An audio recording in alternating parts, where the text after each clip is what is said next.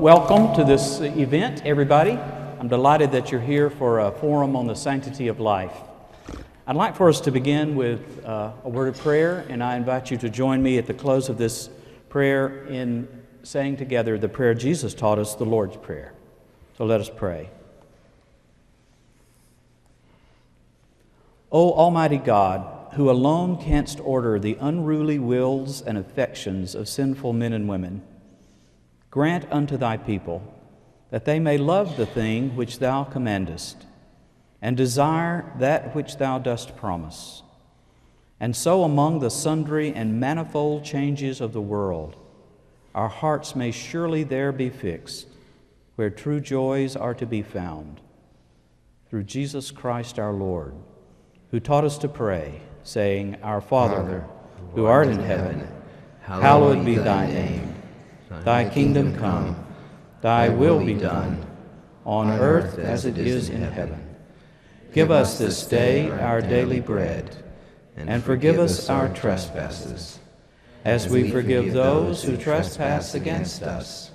And lead us not into temptation, but deliver us from evil. For thine is the kingdom, and the power, and the glory, forever and ever. Amen.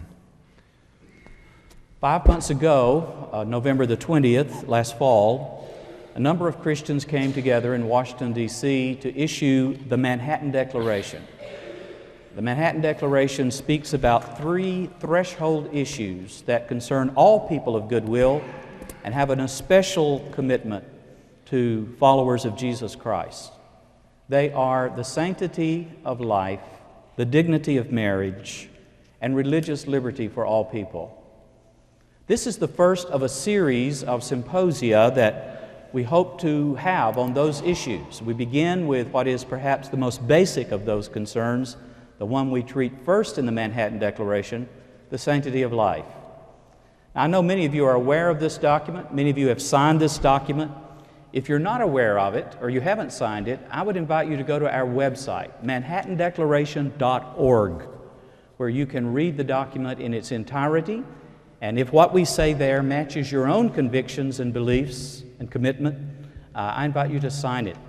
This morning, as of 9 o'clock a.m., we exceeded 440,000 Orthodox, Catholic, and Evangelical Protestant believers across America who have signed the Manhattan Declaration.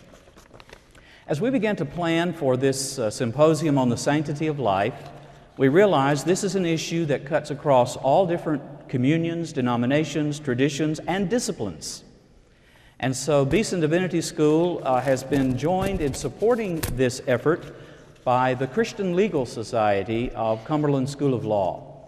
And I'm going to ask representatives of the various agencies and entities that have supported us in this. A number of them are here today. If you all will stand, representing the Christian Legal Society. Lauren, are you here today? Yeah. If you'll just stand, and everybody stay standing for a moment till I've recognized all of you. From the Mann Center for Ethics and Leadership, Dr. John Knapp. John is here. From the Diocese of Birmingham in Alabama, Bishop Frank Baker could not be here today, but he's been wonderfully supportive of this event. But I think the Reverend Frank Savage is here.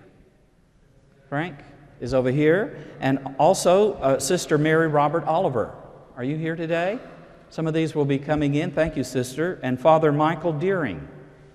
Thank you so much for being here. The Christian Life Commission of the Alabama... Y'all just stay standing for a moment, if you would. That's a little strenuous. The Christian Life Commission of the Alabama Baptist State Convention.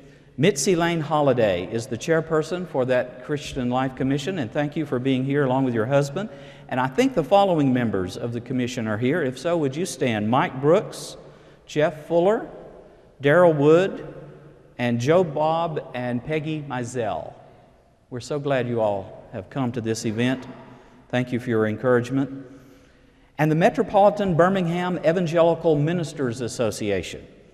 Reverend Kevin Moore, who is the newly elected president.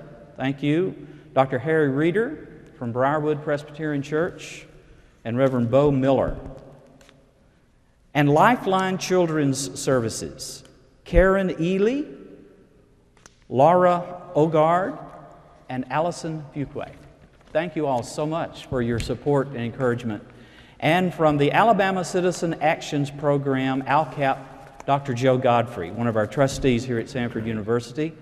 I want all of us to give these wonderful encouragers and friends a round of applause and thanks. Wonderful.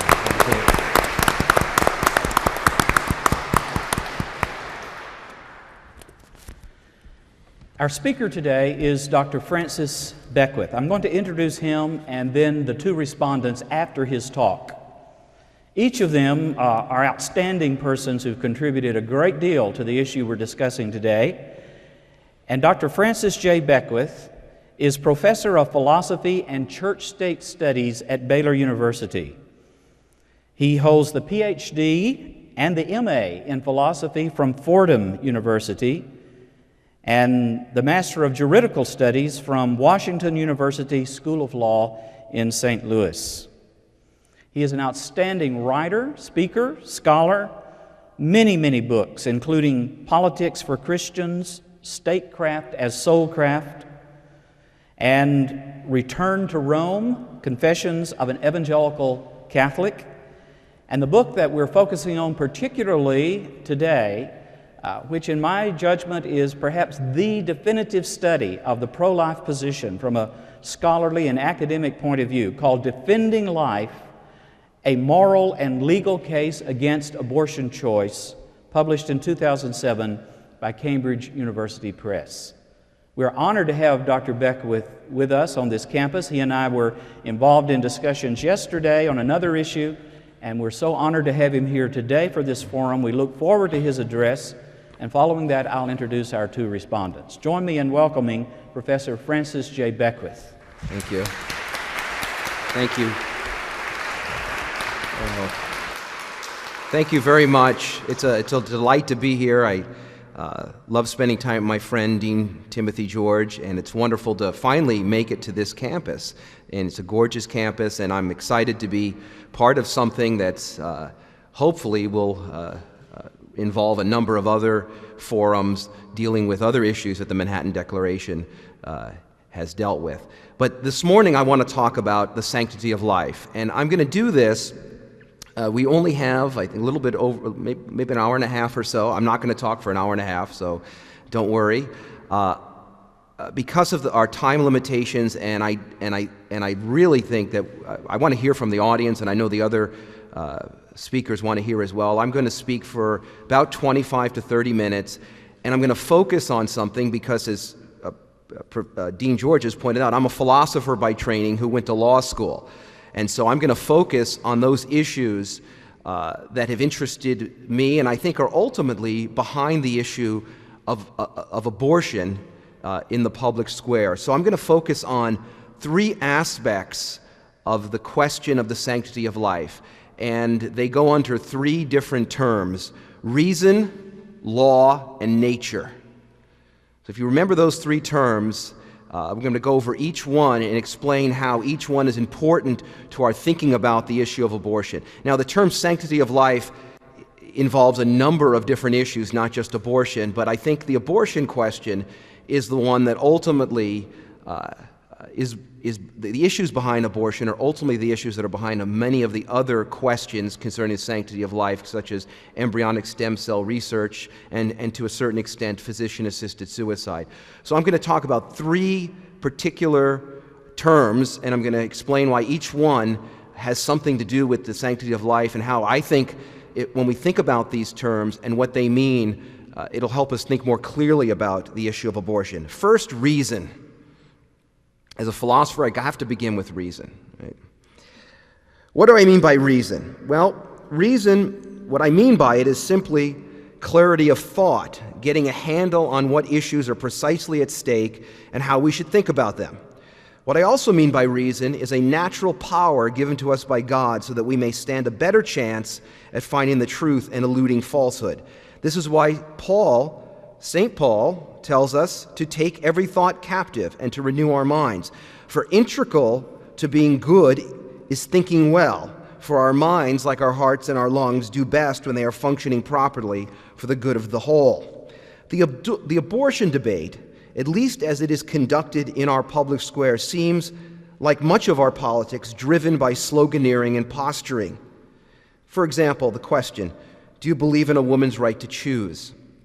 It's a question that often gets asked of those running for office. In fact, years ago, when I was living in Nevada, I had the opportunity to be the chair of a platform committee for one of the political parties in Nevada, and part of our platform included a plank that addressed the abortion question, and I crafted it this way. It said, we believe in a woman's right to terminate her pregnancy if and only if it does not result in the death of her unborn child. Now, it sounds like kind of trying to be clever, but the attempt was to get to the root of the question. That is, because the word choice really doesn't tell us much about the nature of the choice. So somebody asked the question, do you believe in a woman's right to choose? It really doesn't tell us much, right? So how are we to think about this? Well, virtually every popular argument for abortion rights, I think, fails, since virtually all of them beg the question. Now, what does it mean to beg the question? For those of you who have taken critical thinking or logic, you hopefully remember what that is. Begging the question is when you assume what you're trying to prove. So, for example, if I were to say the Lakers are the best team, and you say, why do you believe that, Beckwith? First off, it's false, by the way, but just let's assume for the sake of argument that I were to say the Lakers are the best team, and you ask me, give me a reason, and I say, because no team is better. I've not really given you anything more than repeating myself, right? Many of the arguments for abortion rights, at least those that are offered by those that support abortion rights, in fact, I think commit that mistake. And let me explain what I mean. Consider first what is sometimes called the argument from economic inequality. It is often argued that prior to abortion being legalized, pregnant women who did not go to unscrupulous physicians traveled to foreign nations where abortion were legal. This was an option open only to rich women who could afford such an expense. Therefore, the argument goes, if abortion is prohibited, it will not prevent rich women from having safe and legal abortions elsewhere. This argument begs the question in this sense. It assumes that legal abortion is a moral good, which poor women will be denied if abortion is made illegal. But because the morality of abortion is the point under question, the abortion choice proponent assumes what she is trying to prove and therefore begs the question. And one can think of a number of examples in order to make this point. Imagine if somebody were to argue that, at least, let's say in the 1980s, when we had the prevalence of crack cocaine in the inner city, somebody were to say, well, that's really a good thing. Now poor people can participate in a drug, cocaine, that only rich people had access to prior to the mid-1980s. You would think that would be an odd argument because you would say, wait a second, it's not a good. The vices of the wealthy do not become virtues for the poor because they're denied them. So the problem with the argument is it begs the question. And we can go through virtually every popular argument and imply the same sort of analysis. Abortion will end child abuse. But if the fetus is a child, is it not abuse to kill such an innocent and vulnerable person? On the other hand, if the fetus is not a child, you don't need the argument. Abortion will curb runaway population growth in the third world. But if the fetus is a child, is it not unjust killing to terminate its life without good reason? On the other hand, if it's not a child, you don't need the argument. Abortion will help eliminate unwanted children. But if the fetus is a child, is it not the case that it has intrinsic value and that its status doesn't depend on whether its parents want it or not? On the other hand, if the fetus is not a child, you don't need the argument. As my friend Gregory Kokel puts it, if the unborn is not a human person, no justification for abortion is necessary. However, if the unborn is a human person, no justification is adequate. Thus, the most important question in the abortion debate is this: is the unborn human being a full-fledged member of the human community? I'm going to move on now to the second term that I want to go over, and that is law. Now, in recent years, it is the area of law that we find the abortion debate to be the most ferocious, especially when the President of the United States, whomever it is, appoints judges and justices to the federal bench. In fact, inevitably you get that question, right? The question is, are you going to allow your personal beliefs to influence your judging? And of course, that's code for your views on abortion, right? That inevitably happens, and the appointees to the court, or the courts, depending on whether it's the Supreme Court or the other federal courts, have learned how to dance around that, right? They usually say something like, well, a case like this may come before the court, so I'm not going to answer it, right? I think what they should do, they should ask the appointees a question that's already been settled, like, what do you think about Dred Scott? Right? Do you think any of them would say, well, that could come before the court, right? So that would actually get to the actual heart of how they reason about legal issues, right? Because they couldn't say that, right? So this is my suggestion when the next appointee appears before the Senate Judiciary Committee. We all know that, as I said, that these public interrogations occur quite frequently, and what's really behind it is the question of Roe v. Wade and its successor, Casey versus Planned Parenthood. Those opinions hang in the balance. It was in Roe that the Supreme Court first found a right to abortion in a right to privacy the court had only discovered less than a decade earlier in a case called Griswold versus Connecticut. Although much can be said about Justice Harry Blackmun's controversial opinion, this morning what I want to do is analyze that opinion in a way that gets to the very question that I mentioned at the other section, that is, the real question in the abortion debate. What is the nature of the unborn? Is the unborn a member of the human community, and ought it to be protected by our laws? Or to put it another way, as a more general philosophical question, who and what are we, and can we know it? It's really the question behind the debate. So I'm going to analyze Blackmun's opinion, not the entire opinion. It's a fairly large opinion with a lot of stuff in it. I just want to analyze one narrow sliver of it that I think shows that the opinion ultimately fails in terms of its reasoning. Okay. According to Roe, and of course some of you may be familiar with the story of Roe v. Wade, it involved the state in which I currently reside, Texas. What happened, a woman who went by the pseudonym Jane Roe filed a lawsuit because she was denied an opportunity to have an abortion under Texas law, and virtually all states, with the exception of a few, had laws like Texas that forbade abortion in all cases except for when the life of the mother was in danger.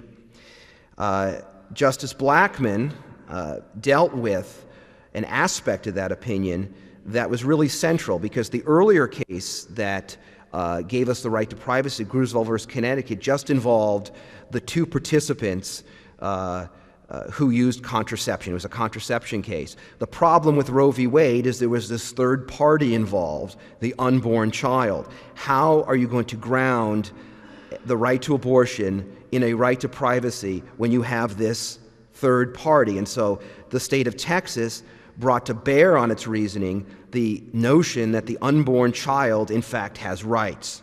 And that was the purpose of the law. So Justice Blackmun had to deal with that. And the way in which Texas argued was that the 14th Amendment grounded the idea that the fetus is a person under the 14th Amendment. Okay. And in fact, Blackmun actually concedes this point in these memorable words in Roe v. Wade. If the suggestion of personhood is established, and that what he means is for the fetus, the appellant's case, of course, collapses, for the fetus's right to life is then guaranteed specifically by the 14th Amendment.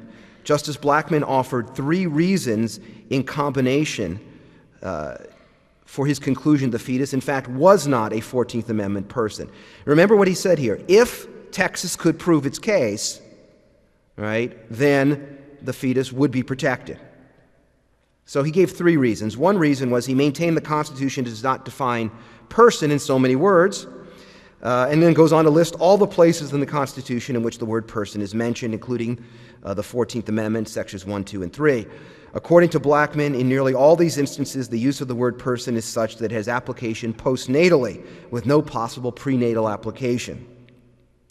Second, the purpose of the 19th century anti-abortion statutes, most of which were still on the books in most states in 1972, the year before Roe v. Wade was decided, was to protect pregnant women from dangerous surgery rather than to protect the unborn because they are persons. But now that abortion is relatively safe, argued Blackmun, there is no reason to ban the practice.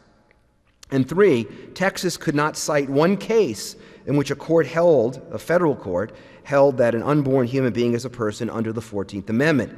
Based on these three reasons, the court was persuaded that the word person, as used in the 14th Amendment, does not include the unborn. Now, the first two reasons I'm not going to deal with, partly because it's very difficult to find today anyone who defends that in the literature. There's just a massive amount of articles that were published since 1973 that I think shows pretty conclusively, at least in terms of the second argument that Blackmun used, that the 19th century abortion statutes were not merely intended to protect women from dangerous surgery. In fact, many of those statutes were in the sections of state statutory law that refers to the crimes against the person.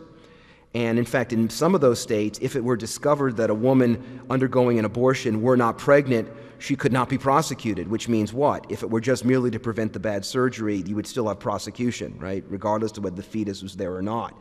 So this has been firmly established in the literature, I think. So I'm going to stick to, which I think is actually the core of his case, that Texas simply didn't make its case, and there are no federal cases. Actually, it turns out there was a federal case that Justice Blackmun's clerks actually consulted but missed this paragraph. There's a case called Steinberg v. Brown, a 1970 federal district court case in Ohio, where there was a party that was seeking a right to abortion based on Griswold v. Connecticut. And in that case, the federal district court said this, quote, "It seems clear, however, that the legal conclusion in Griswold as to the rights of individuals to determine, without governmental interference, whether or not to enter into the process of procreation cannot be extended to cover those situations wherein voluntarily or involuntarily the preliminaries have ended and a new life has begun. Once human life is commenced, the constitutional protections found in the 5th and 14th Amendments impose upon the state the duty of safeguarding it."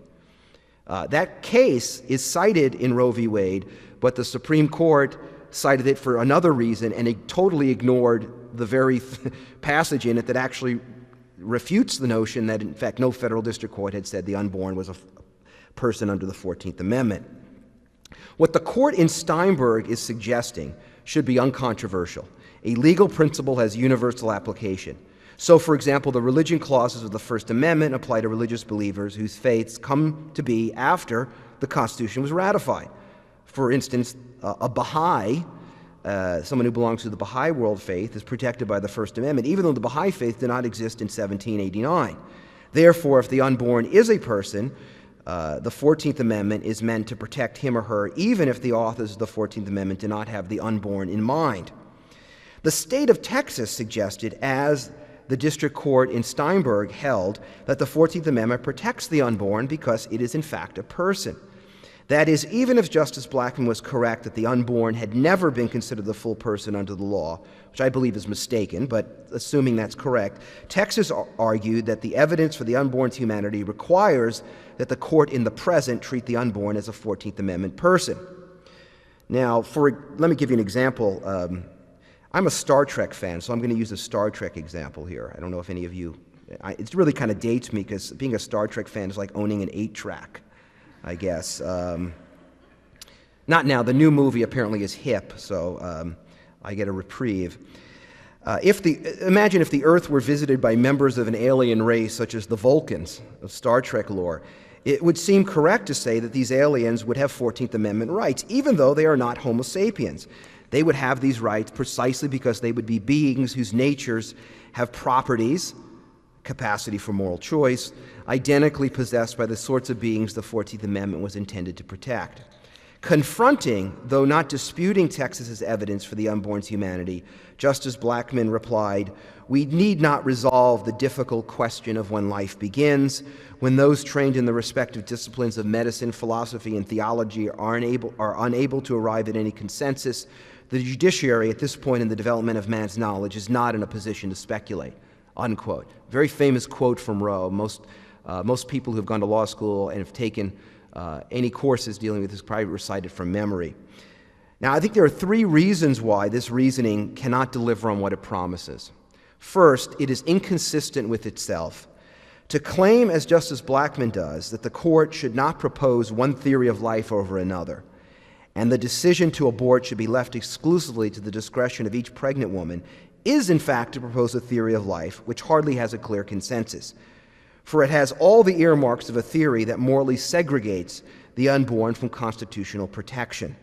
Although verbally the court denied taking sides on the issue of when life begins, part of the theoretical reasoning of its, or theoretical grounding of its legal opinion, whether it admits it or not, is that the unborn in this society is not a human person worthy of protection.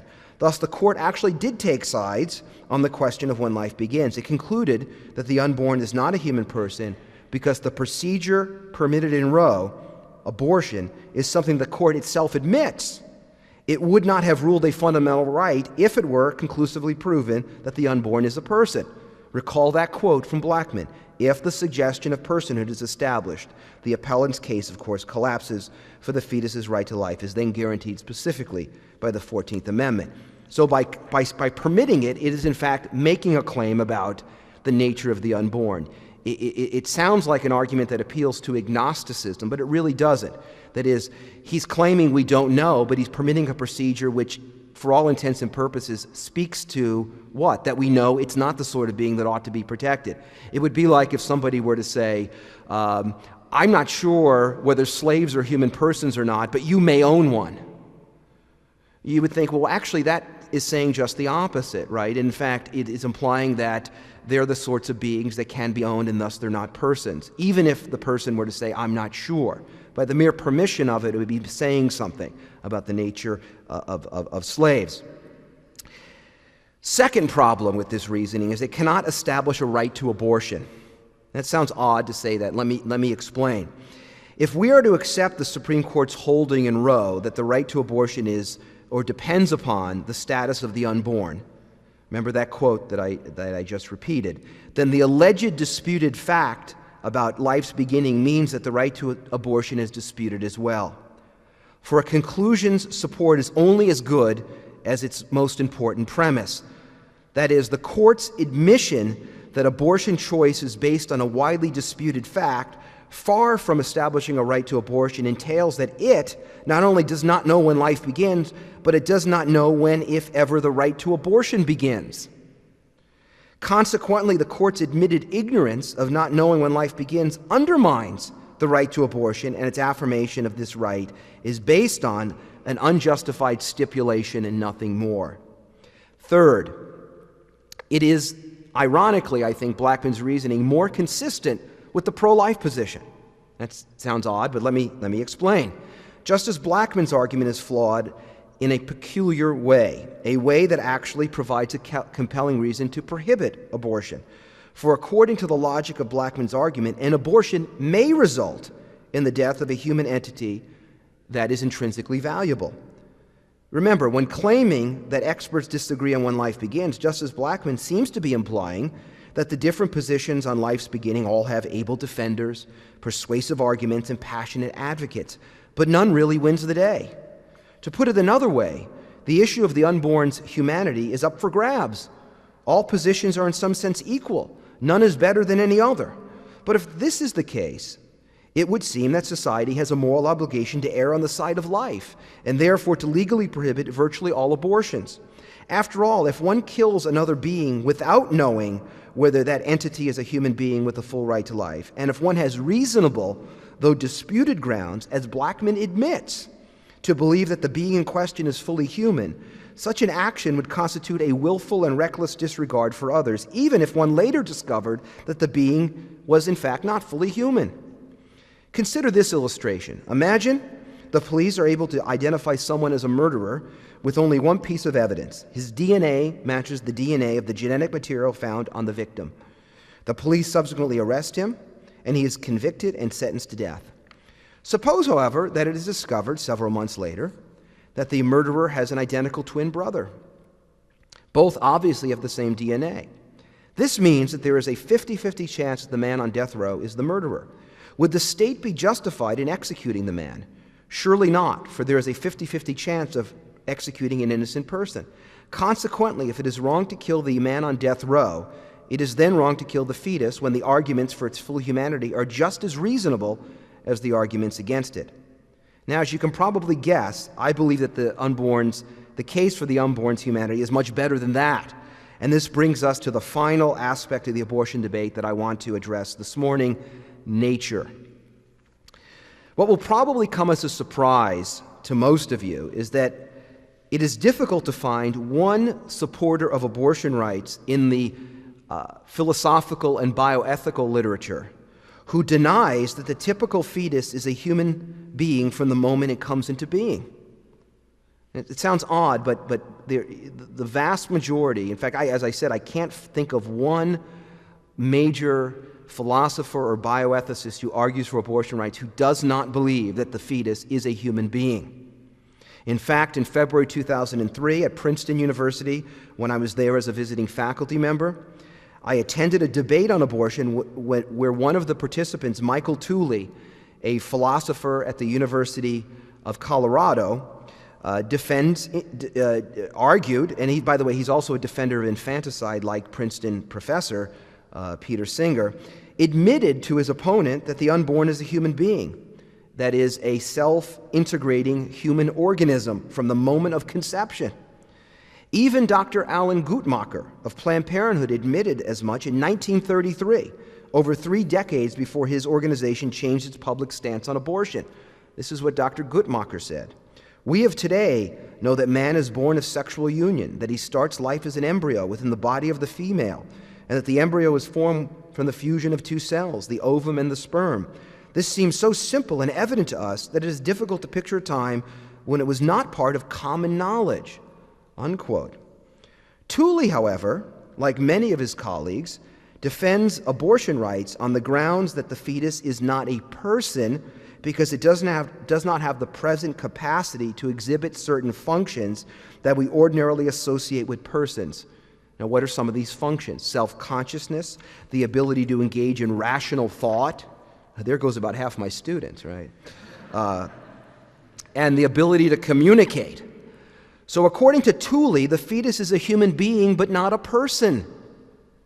So again, that sounds odd, but this is the dominant approach in the literature. Although there are a number of good reasons that we could reject Tooley's definition, I'm going to offer you a story that I think brings out the problems, and I'm going to, from that story, go over a few other issues that I think expose the flaws in Tooley's case. The story goes like this. Suppose you have an Uncle Jed, like in the Beverly Hillbillies, for those who, it really dates me as well. In fact, I know all the lyrics of the opening theme song, which is a frightening thing to confess in this beautiful chapel. Suppose your Uncle Jed is in a terrible car accident that results in him being in a coma from which he may or may not wake. Imagine that he remains in this state for roughly 2 years and then awakens. He seems to be the same Uncle Jed that you knew before he went into the coma, even though he's lost some weight, hair, and memories. Was he a person during the coma?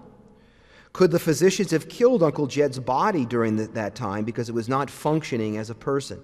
If one holds to Tooley's personhood criteria, it is difficult to see why it would be wrong to kill Uncle Jed while he is in the coma. Now, suppose, though, you were to reply to my illustration by suggesting that Uncle Jed's life is valuable while in the coma because at one time prior to the coma he functioned as a person and probably will do so in the future after coming out of the coma. But this, I believe, would be a mistake, for we can just change the story a bit and say that when Uncle Jed awakens from the coma, he loses virtually all his memories and knowledge, including his ability to speak a language, engage in rational thought, and have a self-concept.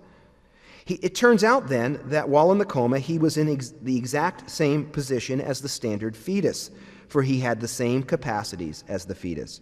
He would still literally be the same person he was before the coma, but he would be more like he was before he had a past. He would have the capacity to speak a language, engage in rational thought, and have a self-concept, but he would have to develop and learn them all over again in order for these capacities to result, as they did before, in actual abilities. Uncle Jed, like the standard fetus, is not a potential person, but a person with great potential. Why does this account of Uncle Jed's moral status seem right?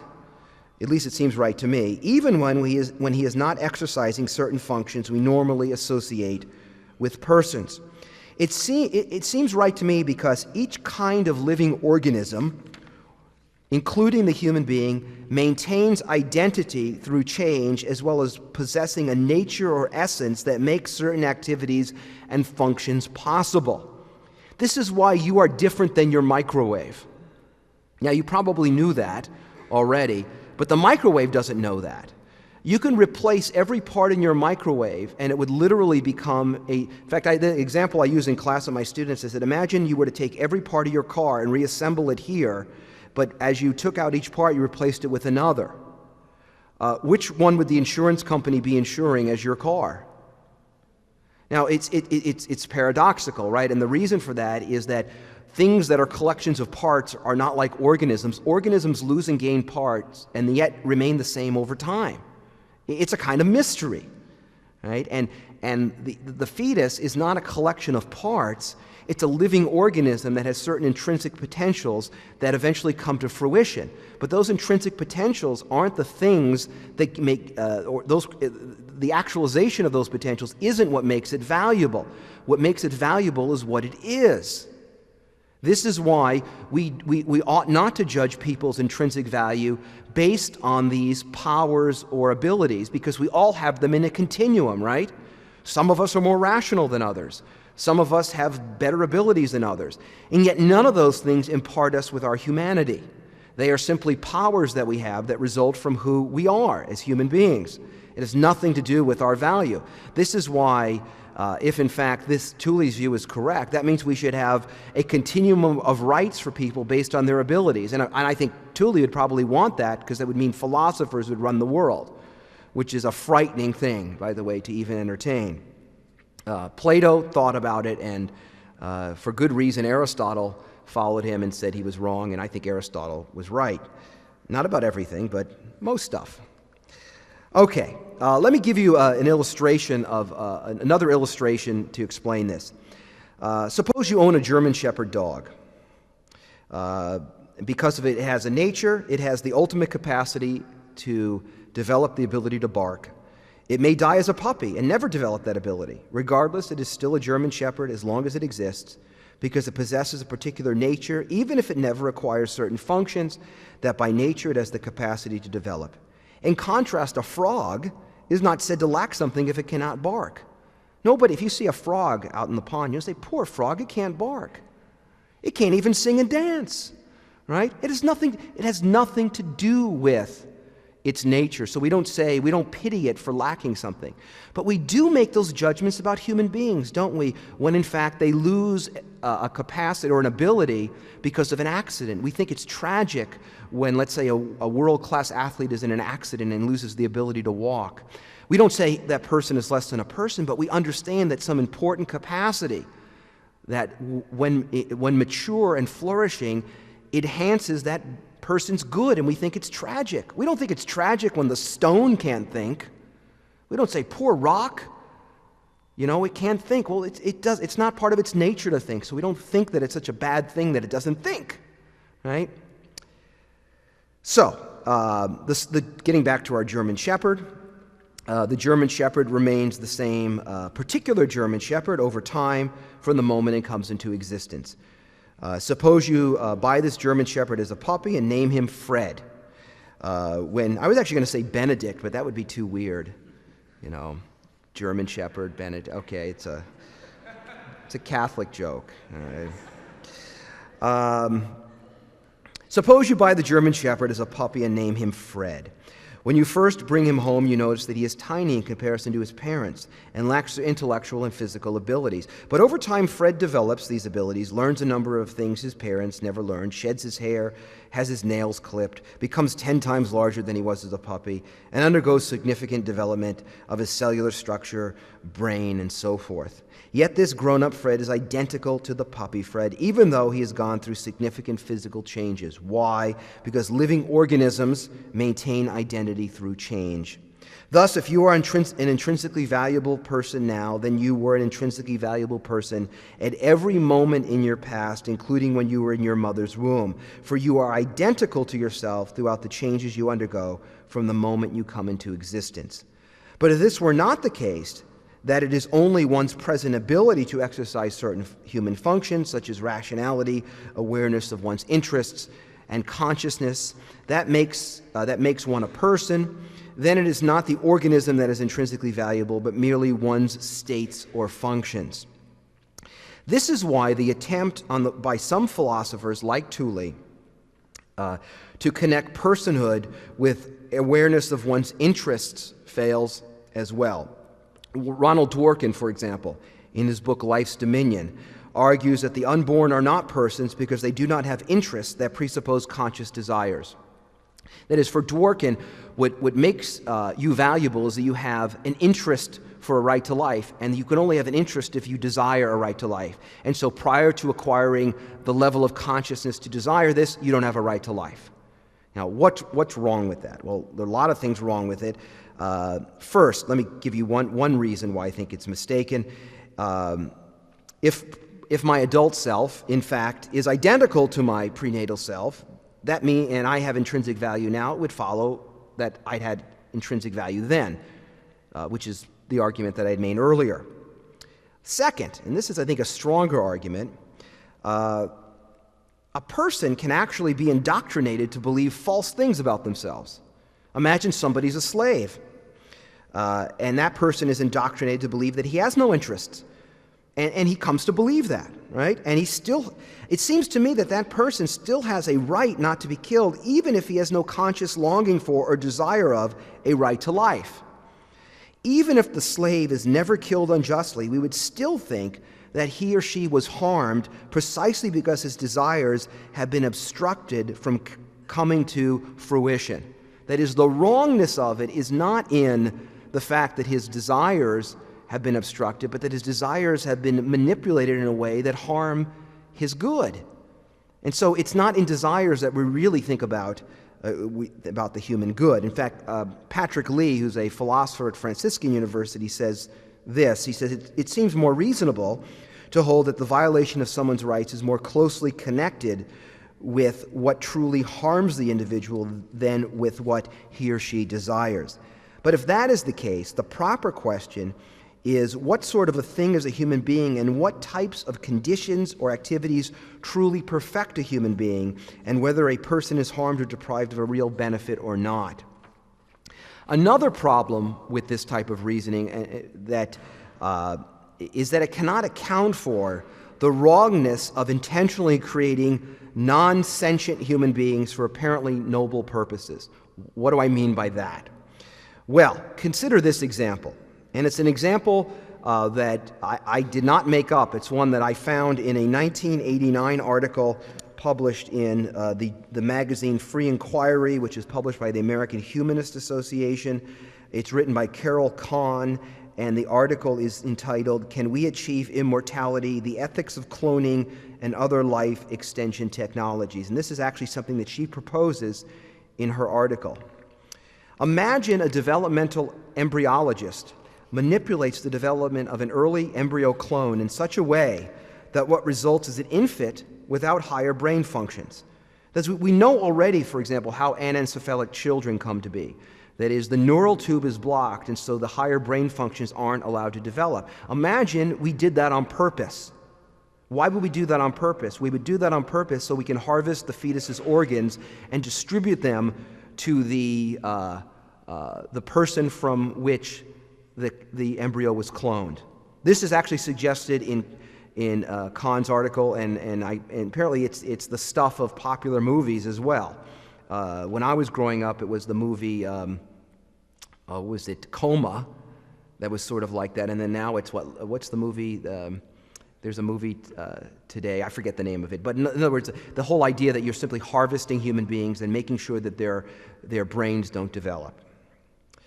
Okay, so given the dominant understanding of moral personhood in the literature, such as that offered by Tooley and Dworkin, it is not clear how intentionally creating such deformed beings for a morally good purpose is morally wrong. It certainly cannot be that the embryo clone's rights are violated, since it has not reached a point in its development, according to Tooley and others, at which it possesses rights. In fact, the whole point of tinkering with the embryo clone's development is so that it will not reach the point at which it will acquire rights. I mean, that's why they're doing it then. Suppose in response, somebody were to say to me, Beckwith, what makes it morally wrong is that the fetus is entitled to his higher brain functions. But as bioethicist Dan Brock argues, the body clone, that is the fetus, could not arguably be harmed because of its lack of capacity for consciousness. Yet he concedes that most people would likely find the practice of purposely creating permanently non-sentient human beings appalling and immoral, in part because here the cloned later twin's capacity for conscious life is destroyed solely as a means to benefit another. This intuition, however, only makes sense if the cloned twin is entitled to his higher brain functions. But according to the view embraced by Tooley and Dworkin and others, the attributes of personhood are adequate for the purpose of determining whether such scientific research is ethical. But the pre-sentient fetus, the embryo, is not a person with rights according to Tooley and Dworkin. So, if it doesn't have rights, it clearly cannot include the right or have the right to be used as a thing for the good of another, or not to be used as a thing for the good of another. So there's a quandary here. Either one must abandon that particular understanding of personhood, or one has to say that these things are permissible.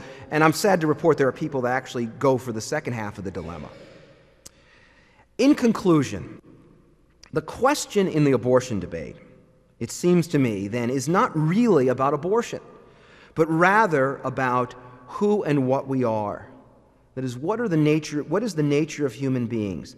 And it's a sort of question that makes the argument that the project, having its metaphysical roots in the biblical tradition, that provided the scaffolding for the Declaration of Independence and Martin Luther King Jr.'s speech on the steps of the Lincoln Memorial, can be and ought to be extended to include the true wideness of our human community, that is, the unborn.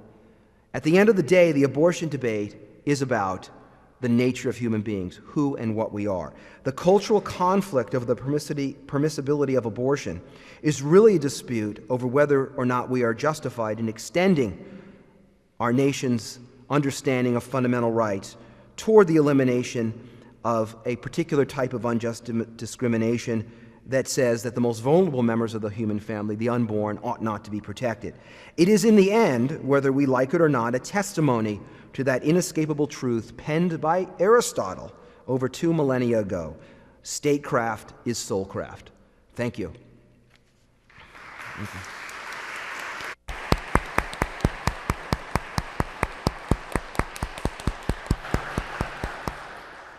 Thank you, Dr. Beckwith. I want to introduce our 2 respondents, and they will come in order to give a response and make their own contribution to our discussion today. And following their contribution, we will have some open questions, answers, discussion together for several minutes. Professor David M. Smolin is one of the few people who have been at Samford University longer than I have. He came in 1987, 1 year before Beeson Divinity School was founded. But over the years, it's been a great privilege to know him and work together in various ways. Last year, he was invested as the Harwell G. Davis Professor of Constitutional Law here at Cumberland School of Law on our campus. He is also the director of the Center for Biotechnology, Law, and Ethics. He is a prolific writer and one of the leading experts in our nation on issues related to adoption, children's rights, child labor, human rights, child trafficking. He has given testimony before the Congress of the United States and many legislative committees. We look forward very much in a moment to hearing him. Let me also go ahead and introduce our second respondent, and she will come right after Professor Smolin, and that is Ms. Jacquie Stalnaker. She is the Executive Director of Ignatius Publications, which is a teaching apostolate for Father Mitch Pacwa. She is also the Regional Coordinator for Silent No More, a ministry for post-abortive men and women. She has a background in government experience. She lived in our nation's capital for a number of years and moved to Birmingham 13 years ago. She has recently testified at the Supreme Court in Washington on behalf of the pro-life issues. And so we welcome both Professor David Smolin and then following him, Ms. Jacquie Stalnaker. I want to pick off with that thought that if statecraft is soulcraft in this beautiful chapel that we're in, I want to ask the question of what God has been teaching the pro-life movement, particularly the Christian end of the pro-life movement. Obviously, persons can be pro-life from a variety of religious positions, but what has God been teaching the pro-life movement in these years since Roe versus Wade? I come to that, and what is God trying to still teach the pro-life movement as well? What kind of lessons are we not learning fully, perhaps? I come at this beginning myself in the mid-1980s when I was a law student. My wife, Desiree, did crisis pregnancy counseling for a pro-life organization. So as I was reading Roe versus Wade in law school, she was telling me about this experience of counseling women, some of whom got abortions, some of whom kept their babies. I then, as I came here many years ago, volunteered as a law professor to be available to the national pro-life legal organizations. And so I've had the opportunity over the years to submit or to really write friend of the court briefs or be the primary author of them in some of the major cases. The 1992 Planned Parenthood case, did one on the right of privacy. The 2000 Stenberg partial birth abortion case, I did the medical facts brief about the medical facts of that particular method, as well as to do congressional testimony about the congressional ban on partial birth abortion, the Freedom of Choice Act, and also to go around the country as states were considering laws about abortion. I think that despite this primarily legal and academic background, what I'm going to primarily talk about is this notion that sometimes by winning you lose, and by losing there are new opportunities that open up. Because certainly the pro-life movement has been primarily focused on overturning Roe v. Wade, establishing the legal rights of the unborn child, a human rights amendment or human life amendment, and yet we've had to, of course, we've not been successful. And I believe in the providence of God, so I believe God is overwhelmingly in charge in the end, and that we should be trying to do those things, and those are good things to do, but there are other things to do as well. And I think the first thing we can say is that the pro-life movement learned pretty early on that you could not focus primarily on the unborn child. And you had to focus on the persons to whom the unborn child is connected, most notably her mother, and the persons that the mother is connected to, the father, her family, her church, and so forth. And that was reflected even in the legal strategy. If you look back at Planned Parenthood v. Casey, the 1992 case, the actual legislation before the court was an informed consent provision trying to ensure that women, as they made the right to abortion decision they had the right to make under Roe, were informed about the facts of fetal development or the development of the unborn child, and were informed about services available to them if they should choose to give birth. The other parts of that law were a parental involvement statute, which again try and involve the parents in the life of the minor pregnant women who get abortions, as well as a spousal notification provision. So all of those laws really focused in on the woman or the person that the woman was connected to. And even though in Planned Parenthood v. Casey, the court tragically reaffirmed the core holding of Roe v. Wade, elective abortion until viability, nonetheless, the court on two of those three issues, informed consent statutes and parental involvement statutes, allowed those statutes to go forward, and we have them in a lot of states. The real paradox statistically about what's happened since we lost, in a sense, in Roe in '73 and we lost in 1992 in Planned Parenthood v. Casey is that since then, I believe largely through the efforts of the pro-life movement, we have reduced the incidences of abortion significantly. So in losing, we have had very significant partial victories. During the period from about 1980 to 1990, we, on average, or at a high point, had about 1.6 million abortions a year in the United States, 1.6 million, and we're aborting 3 in 10 pregnancies that don't miscarriage, 30%. So 1.6 million, 30%. Paradoxically, since losing or winning the Casey case, losing it in terms of the Roe issue, winning it in terms of these other involvement statutes, the abortion rate has come down significantly. It's down to about 1.2 million abortions a year, or about 22%. Now, that's still an awful lot of abortions. That's still a great wrong and a great tragedy that we need to continue to focus on, but that's 400,000 less abortions a year. That's 8% less abortions a year. That's a lot. And that's, of course, been accomplished primarily by focusing on the people other than the unborn child, because you can't really reach the unborn child. You've got to reach her mother. You've got to reach, then, in reaching the mother, the web of relationships that the mother is involved in. And if you think about it, abortion is not, once you go to that avenue, about the legal Roe versus Wade or us versus them or pro-life versus pro-choice. We live in a country where this is really a pastoral matter. This last Easter, Rasmussen reports polled Americans, and 78% believe that Jesus literally rose from the dead. The women getting abortions are not them.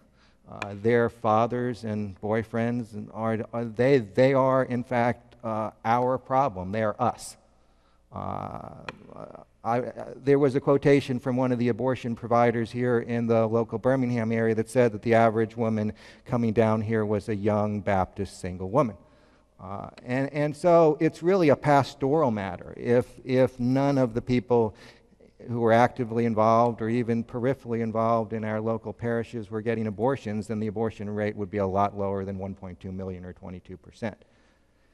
Now, in saying that, I want to turn to the topic of adoption and the way that we have tried to use that as an alternative to abortion. I know Lifeline Children's Services is here. I'm pro-adoption. My wife and I have been blessed with 8 children, 6 from us by birth, 2 adopted daughters, and I'm certainly pro-life as well as pro-adoption. But here the story is, although we have some successes in a sense, overall, statistically, adoption is proved to be statistically, nationally, a dismal failure as an alternative to abortion. And I think we need to understand that, and we need to start to think about why that is. There are 80 to 90% of abortions, I think it's 86% was one figure that I picked out of the studies. 80 to 90% of abortions are to single women. So single pregnant women. That's about 1 million out of those current 1.2 million women getting abortions are single women. And so obviously those are women who have chosen abortion over adoption or over keeping the child. Beyond that, we have between 4 and 4.3 million births a year. 4.3 was the height we got to right before the recession hit us. Usually it's more about 4 million. And we've hit a stage where 40% or 4 in 10 of births are to single women in the United States. So we've reached a point where 1.6 million single women a year are giving birth to a child. About 1 million single women a year are getting an abortion. So it's a pool of about 2.6, 2.5, 2.7 million single women a year are becoming pregnant. Out of that pool of 2.7 million single women a year becoming pregnant, we don't have exact statistics on domestic infant relinquishment adoption like we do for international adoption, because we don't get a visa when you do domestic adoption. But estimates are that only about 20 to 40,000 women a year out of that pool of 2.6 million voluntarily relinquish a child for adoption. So it's less than 2%. It's a tiny percentage. And so although oftentimes in the political rhetoric you'll see pro-choice and pro-life can come together on adoption, in fact, adoption has not been the major reason why we've been able to reduce abortions. It's primarily women choosing themselves or in their extended family to keep their babies. Here, I think a lot of the difficulty really has to do with the structure of our mindset and the structure of law around adoption. So I'm going to talk about that. I'm certainly open to questions or comments from the adoption specialists here today and so forth, but this is an area that I work in all of the time. I think the major difficulty that we've had with adoption is that adoption was created, the American form of it. It didn't exist at common law. It didn't exist in English law. Adoption was created and modified in the early 20th century to create a deal in which the woman who is pregnant pretends that she never gave birth to the child. It's this as-if idea. The adoptive parents, it is as if they gave birth to the child, and the child herself or himself may or may not be told about their adoption. And we do that through a closed record issuance of a new birth certificate system.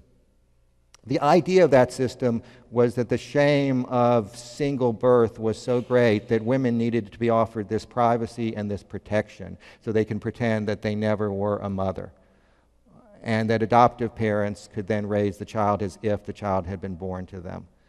Now, Alabama is more of an open record state in terms of being able, the adopted person being able to find their birth record when they grow up and come of age. Most states are not yet at this point. Some states have registry systems. But this basic deal that you offer to a woman that if she gives her child up for adoption, it will be as if you never gave birth, I would suggest is a deal we need to reconsider, because women are not voting with their feet for that deal. We're having to undercut the law by offering them open adoption, and yet as we offer them open adoption, we're in danger of doing a bait or switch, because what open adoption suggests is that there will be some continuing role for the woman after she gives up her child for adoption, and yet under the law she's still a legal non-mother, and whatever side agreement she enters into for an open adoption with the adoptive parents often is not worth a whole lot if the adoptive parents choose not to follow through on it. We need to understand in the adoption context that we have about 2 million infertile women or couples in the U.S., and we have pastoral needs there as well. We have pastoral needs as women consider the abortion decision. We have pastoral needs as people struggle with infertility and the pain that that involves. And as we've struggled to, and we have pastoral issues with women who have had abortions and fathers who have been involved in abortions. And as we struggle with those pastoral needs, the way that we've matched those people together has not always necessarily been the best way. Essentially, I know of cases tragically here in the local community where where we've had, unfortunately, take the baby and run cases, if I can put it that way. The Alabama Supreme Court has decided a couple of those. Women have a very short time period to decide whether to relinquish the child or change their mind after they've relinquished the child. And essentially, my concern is, just as in the abortion situation or the pro-life situation, we've got to have a consistent ethic of love towards women throughout crisis pregnancies, and as they hopefully do not get an abortion, but if they do, and we've got to have one if they give birth and keep the child. But one of the neglected populations has been women who have given up their baby for adoption.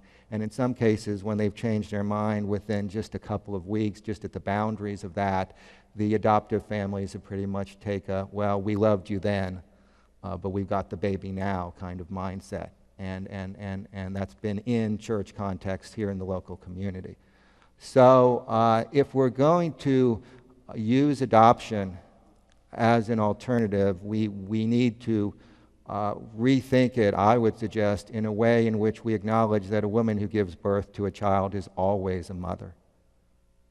no matter who is taking care of the child. And we need to re-educate adoptive parents that that child comes with ties. How that's actualized, what that means, can be very complicated, but it's a kind of a blended family situation. It's not a replacement in that way for having your own child with no other ties. And that kind of education, I'm sure Lifeline tries to do some of that, but the churches need to understand that changeover and the role of open adoption. One other thought that I think could help the pro-life movement in trying to contextualize where we are with abortion now is to internationalize it. Right now we're in a context where there are about 100 million missing girls, principally in countries like China and India. And those missing girls, the 100 million missing girls, come about through sex-selective abortion primarily, as well as some degree of sex-selective infanticide, sex-selective abandonment. The context of this I don't have time to go over, and just in the few short minutes. We had a program on it at the law school a few months ago. But that means that little baby girls are being aborted by the tens of millions throughout the world for being girls. And it sets the whole context of abortion as a women's right, obviously, on its head. It's something that our Secretary of State has to deal with. China's missing about 10% of China's girls. That's been going on essentially since they instituted their one-child policy around 1980, although it kind of accelerated, took some time. But say for the last 20 years, they have a birth ratio of about 120 male children born for every 100 female, and missing 10% of their girls. India doesn't have a one-child policy, but they are missing about 5% of their baby girls. I personally am involved in an anti-infanticide project in India, where, again, they were dealing with most middle-class people in India get sex-selective abortions, but this is a very poor population that can't afford abortion, so it ends up being sex-selective infanticide. And again, we're in a context where in China, sex-selective abortion is illegal. In India, sex-selective abortion is illegal. But winning that legal battle has not done a whole lot in China or in India. So it shows you as well, I think, that even when you win one of your core legal battles, something that you think is an evil is legislated against, they're still missing 10% of their girls, even though that's illegal. And so again, in order to effectively deal with something like sex-selective infanticide or sex-selective abortion, I know that in the project I'm involved in, you've got to be in the community, you have to have people in the community who can affect the people, who can affect the decisions that are going to be made, which means essentially local people there. And so I think that the pro-life movement has learned and needs to continue to learn that while the basic pro-life position, as Professor Beckwith has stated it, is exactly correct, and we need to continue to push it in the courts, in the legislatures, in the academic hallways, that God is teaching us that the pro-life movement is involved in an intimate area of life that involves the connections we have to one another as human beings. It's fundamentally a pastoral issue, and that as a pastoral issue, you can win a lot even when you're powerless if you come at people with love and you listen to and you learn to understand the situations that they're in. And if you come at people out of law and the power, even if you win, you may lose. Even if we succeeded, which I hope we do, in overturning Roe v. Wade and then we go to state-by-state battles, whether abortion would be legal or illegal. And even if we won some of those state-by-state battles, we still would have to deal with the pastoral issue because abortion would be available to some degree. I think it would be lessened. I think it being illegal is the right thing to do. But I think what God is teaching us is to pay attention pastorally to these human connections. And that it's not always about winning, because in losing, sometimes we have the greatest opportunity to do God's work. Thank you very much. Good morning. For those of you that don't know what Silent No More is, because I was asked that question before we came down here, I'll go ahead and explain that a little bit to you. There's a priest by the name of Father Frank Pavone, who is with the Order of Priests for Life. And Silent No More was founded to help men and women in post-abortive situations. And I want to commend both of you on talking about the men that are affected by this as well. When I went to testify recently at the Supreme Court, there were actually men there crying as hard as the women were. And so this is something that we need to make sure that our society is aware of, because there's fathers out there that have lost an opportunity at fatherhood as well. And even though their child is deceased, they still were a father for a period of time. And that's something that I really want to draw some attention to for all of you. Over 20 years ago, I was forced to make a choice. And I didn't think I had a choice other than the choice that I ended up making, and that's what has brought me here today.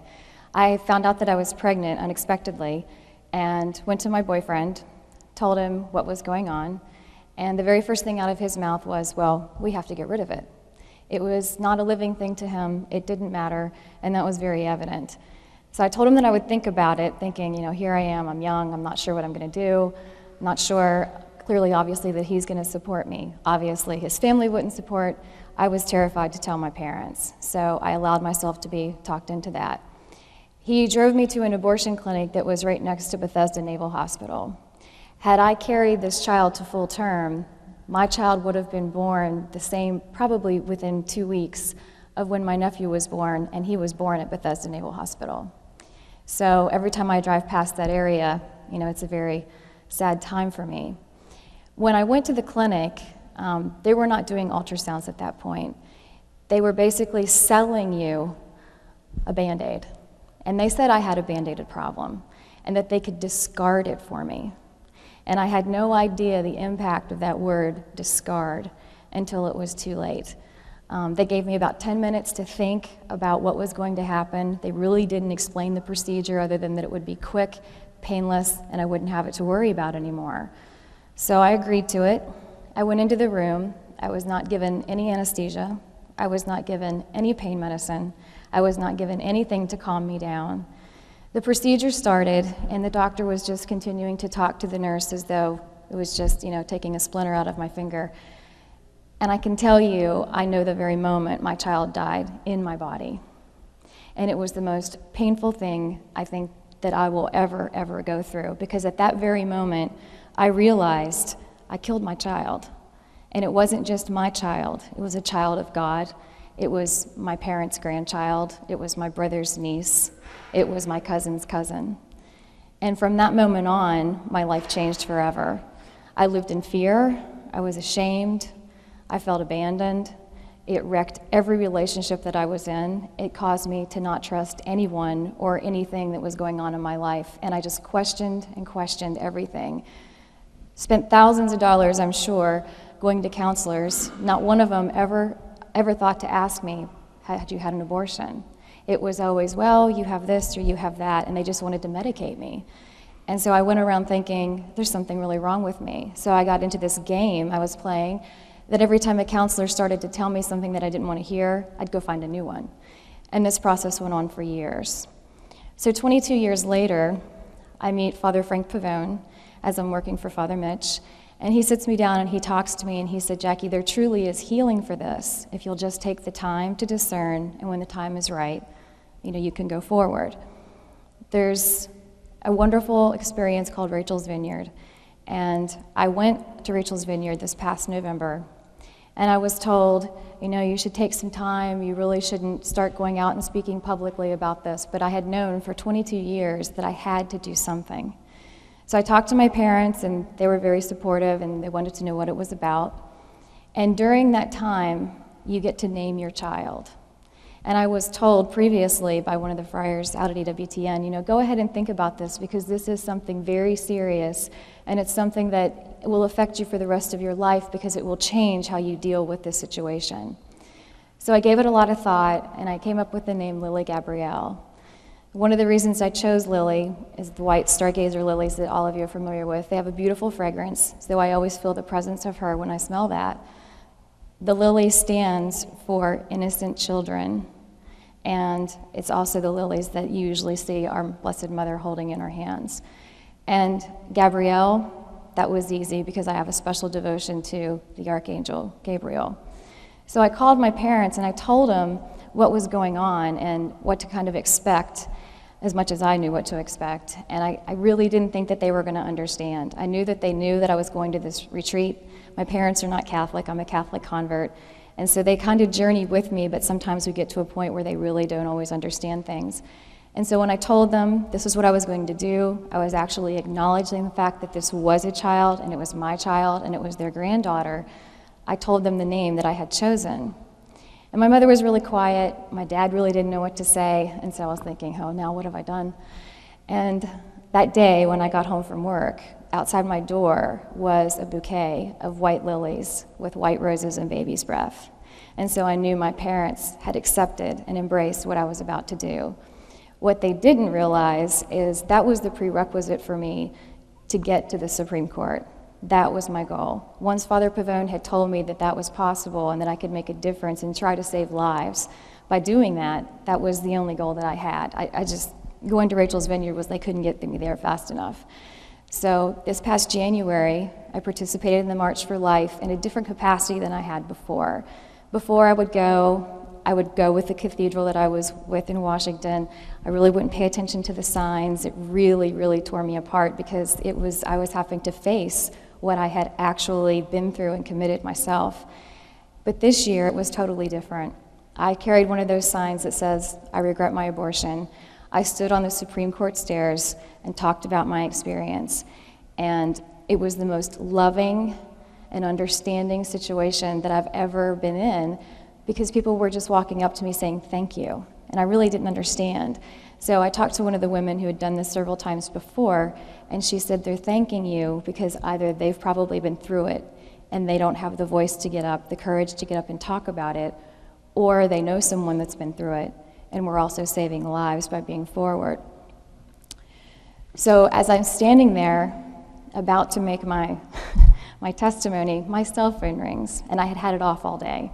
And I look down and I see it's from my mom and dad, and they have no idea I'm in Washington. Since I knew that they didn't approve, I kind of didn't tell them, even though they were 4 hours away. And I told my mom I couldn't talk to her, hung up the phone, called her back that night, and now my parents are furious with me. And this is something that I think a lot of people really need to understand, is as though, even though we go through these processes of healing, this is only the beginning for me. This is the beginning of a whole new lifestyle to try to get not only my parents to understand, but others as well, so that they're not judging you. Because you go through so many emotions that manifest themselves throughout your entire life. And when I look, I'm 44, and I have grieved 22 years of my life for the child that I don't have. And this became very, very difficult for me to understand. 3 years ago, I got cancer for the first time. And it was in my uterus. And they went in, they did pellets, got through it. On the year anniversary of me being cancer-free the first time, I was told I have cancer again. They wanted to do a hysterectomy. I told them no. They said, you have a lot of damage to your uterus. I had been very upfront with my doctor about having had an abortion. And I just thought, I was given these organs for a reason. I don't know that I'm really meant to be a mother, but you're not taking them from me. I'm now going through the very end of treatment for having cancer the third time, but in the meantime, between the second and the third, I had a 25-pound tumor removed out of my uterus and was told, we'll see what we can do to save your organs. It's possible you might be able to get pregnant, but we'll see what we can do. I have a wonderful surgeon who butterflied my uterus, took out what I named Clarence. It's like I have clearance sale when I had surgery. And they saved my organs. But here I am now, having had cancer for the third time, and I probably will never be able to have a child, and that's the child that I should have kept. And one of the things that I read last night that just really kind of blew me away was that 1 in every 3 women in the United States have had an abortion. Once you've had one, you've usually had anywhere from 2 to 7. The national average for a woman who's had an abortion is from 6 to 8 abortions per woman. In the state of Alabama, it's 4 to 6. So this is something that we really need to be very vocal about and to help these individuals understand that there is something that can be done, and to also help these young women and women of any age, and also the men, that there's alternatives such as adoption and all the other programs that are out there to prevent this, because it's something that changes your life forever. You're never the same. So back to Rachel's Vineyard. While I was there, we had the naming ceremony, we had baptism, and that was something that really bothered me as well, because it wasn't until that very moment that I thought about my daughter's soul. What had happened to her soul? She was killed and she wasn't baptized. So they did this beautiful ceremony where they actually baptize your child, even though the child's not present. And then you have a memorial service. And prior to that memorial service, they give you an afternoon to write letters to your son or daughter, and to the parents, and to the man or the woman who was the other part of this. During the memorial service, you have to get up and you share. So you're basically talking to your child in the presence of perfect strangers, but you're addressing your feelings and things that you would want to say to them at that point. So at that point, I knew I had finally realized that there was a way that I could honor my daughter rather than be ashamed of her. So now on January the 10th, I was able to go back and determine the actual date that she died. That's the day that I will honor her. And so every year, January 10th, think of Lily. She's interceding for all of you. God bless you.